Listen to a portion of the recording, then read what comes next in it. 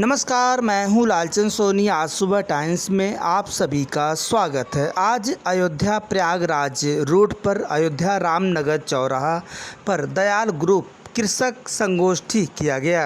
यह किसानों को जागरूक करने और उनकी खाद्य पदार्थों में फसलों को और खेतीबाड़ी अच्छी हो, इसके लिए विशेष तौर से यह संगोष्ठी किसानों को जागरूक किया गया। अनेक खादों पर कीटनाशक और खेतीबाड़ी और उनके खेतीबाड़ी फसल को स्वस्थ बनाए रखना संगोष्ठी में यह सभी को जागरूक करते हुए लगभग 50-60 किसान यहाँ रामनगर चौराहा पर यह संगोष्ठी में शामिल होकर और भली भांति उन्होंने किसानों और खेतीबाड़ी के बारे में यह जाना।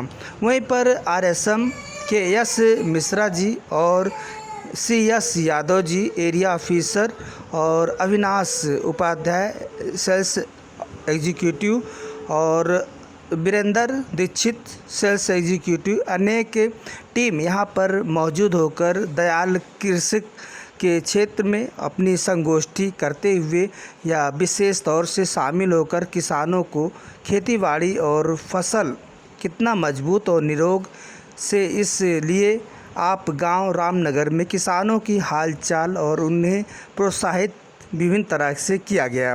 यह प्रोत्साहित उनके किसान खुशहाल और खेतीबाड़ी में मेहनत कर अच्छी उत्पादन करें, इसलिए उन्हें अनेक तरह से प्रोत्साहित कर और खुशियों उनके चेहरे पर झलकती हुई दिखाई दी। यह खेतीबाड़ी में फसल इस वक्त धान की जो है रुपाई अब तेज़ी के साथ चलेगी। बारिश का मौसम भी आ गया है, अब किसान भाई करेंगे। वहीं पर इसके बारे में विशेष तौर से दयाल ग्रुप कंपनी के लोगों ने यह विशेष कार्यक्रम संगोष्ठी कर किसानों को अत्यधिक मात्रा में इसके बारे में लाभ पहुंचाई है।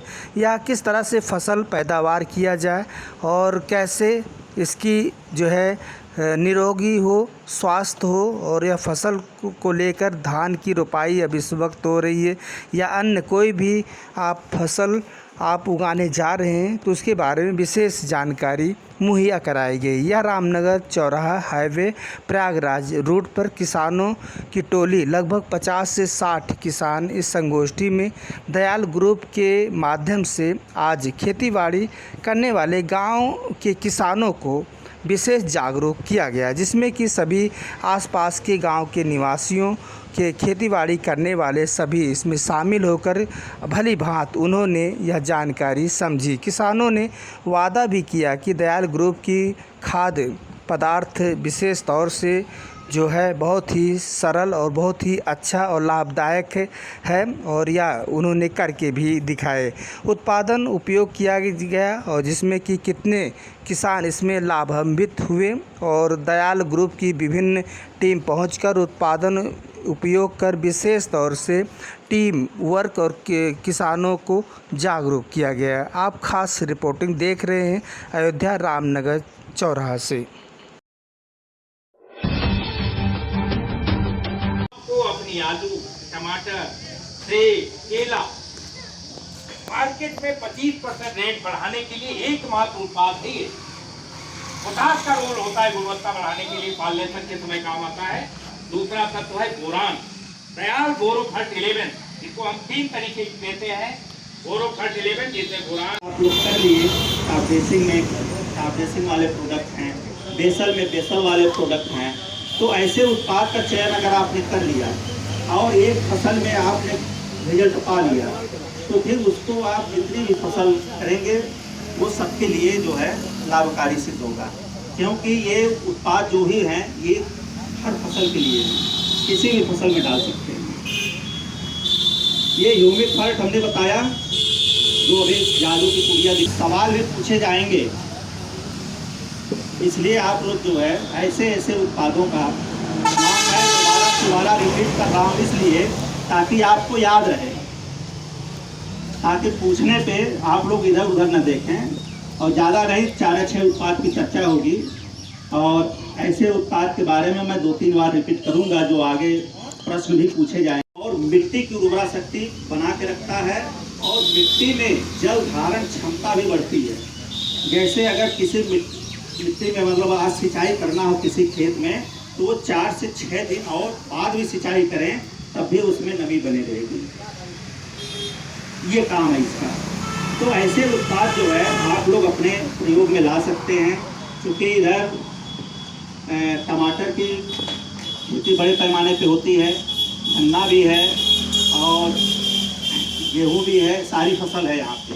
3 चीज़ें मुख्य बताई कि जो चर्चा हो रही है उसको ध्यान से सुने, तभी हमारा यहाँ ये आयोजन और आपका इतना महत्वपूर्ण समय इस मीटिंग में देना तभी वो सार्थक होगा जब उसका लाभ आप अपनी खेती में ले पाएंगे। मीटिंग के बाद हम कुछ प्रश्न पूछेंगे, जो किसान भाई उसका सही उत्तर देंगे उनको यहाँ फसलें कौन कौन वही जो ऊपर जो है हरा रंग हो जाता है, हजिया रोग, तो क्या कहते हैं, कौन सा रोग? हजिया रोग बोलते हैं। दूसरा आगे थी, दूसरा पद्धति हजिया लागत। गेहूं में क्या समस्याएं होती हैं? लगभग वही समस्या उसमें भी आ जाती है। गेहूं में भी? हाँ, गेहूँ में। टमाटर गेहूं की एक समस्या। भाई टमाटर तो नहीं जानते हैं, लेकिन धान की क्या है? अच्छा, धान 4, हमारे उधर 5 होते हैं। तो 1 एकड़ समझिए, बीघा कहीं कहीं 1 एकड़ में 2 ही बीघे होते हैं, कहीं कहीं 1.5 बीघे होते हैं, कहीं कहीं 3 होते हैं। तो 1 एकड़ में धान की फसल लेने के लिए कितना खर्च होता है, कोई बता सकता है किसान? इनको भोजन प्राप्त हो सकता है? अभी भारत का किसान यही काम कर रहा है, भोजन का स्रोत देने का रॉ मटेरियल दे रहा है, उसको ये परवाह नहीं कि फसलों का भोजन ज्यादा कैसे बने। तो आज की इस मीटिंग के माध्यम से मैं कहना चाहूंगा, आप लोगों से अपेक्षा करना चाहूंगा, आज के बाद आप ये सोचें भोजन हम थोड़ा देंगे, लेकिन जितना देंगे उसको बेकार नहीं होने देंगे। पूरा का पूरा पैसा, पूरा का पूरी खाद फसल भोजन के रूप में प्राप्त कर लें। वो तब होगा जब आपके खेत में भोजन बनाने वाले सूक्ष्म जीव की संख्या बढ़ेगी, मित्रियों की संख्या बढ़ेगी। आपके यहाँ 50 एकड़ गेहूं की फसल जान रहे किसान अज्ञानता में देवताओं का वध कर रहा है, इसलिए हम लोग उन पैकेट में भर के सूक्ष्म जीव आपको बेचने का काम कर रहे हैं। समझ में आ रहा है? बायो फर्टिलाइजर का मतलब है, जैविक खाद का मतलब है किसान की अज्ञानता से मारे गए फसलों के मित्र, आपके पालनहार सूक्ष्म जीव खत्म हो चुके हैं, उनको जमीन में अगर नहीं दिया गया तो एक दिन ऐसा आएगा कि आप आ जाइए दोनों एक ना भैया।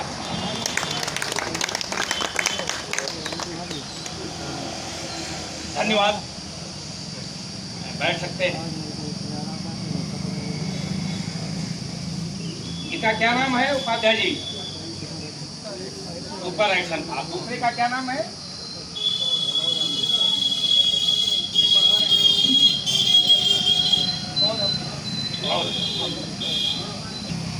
ये निश्चित रूप से ये उत्पाद बहुत ही कारगर सिद्ध होंगे और इन उत्पादों का प्रयोग करके आप लोग अपनी खेती में बड़ा लाभ ले पाएंगे।